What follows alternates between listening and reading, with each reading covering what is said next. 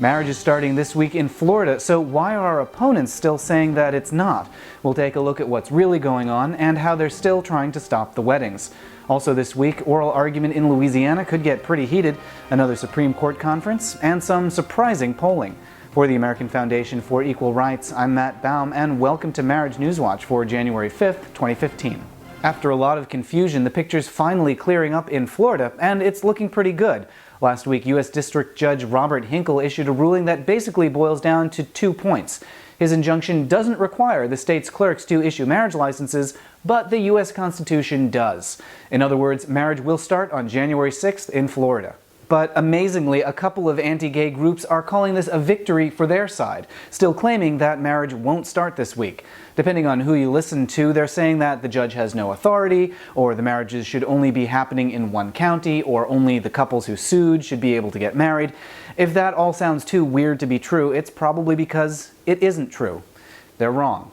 Marriage starts on Tuesday of this week. Congratulations, Florida.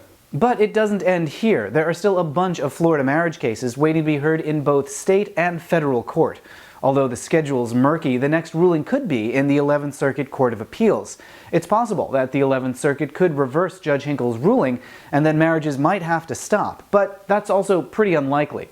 Last month, the 11th Circuit and the U.S. Supreme Court both allowed marriages to start in Florida, which is a pretty good indication that they expect to uphold the freedom to marry.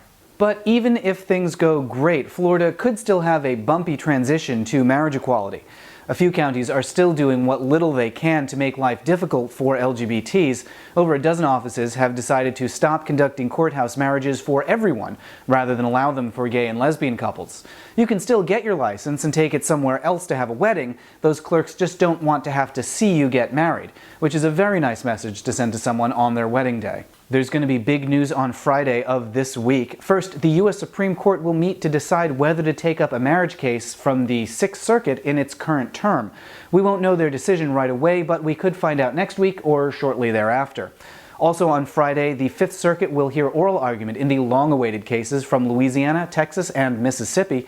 The 3 judges assigned to that panel are an interesting mix. Judge James Graves Jr. is a relatively recent Obama nominee. Patrick Higginbottom is a Reagan nominee, but calls himself left of center. And Judge Jerry Smith is a super outspoken conservative, so there could be some very fiery rhetoric during that oral argument. A new survey in Nebraska shows that unlike every other state, support for marriage really hasn't changed over the last couple of years.